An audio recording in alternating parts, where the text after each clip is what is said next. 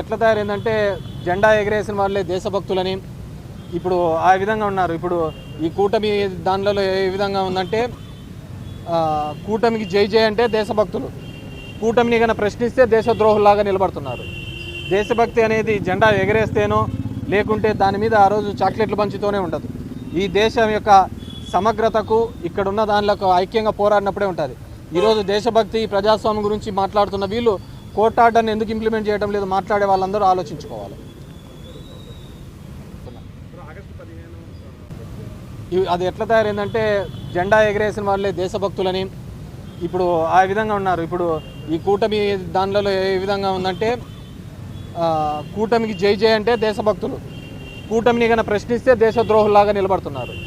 దేశభక్తి అనేది జెండా ఎగరేస్తేనో లేకుంటే దాని మీద ఆ రోజు చాక్లెట్లు పంచుతూనే ఉండదు.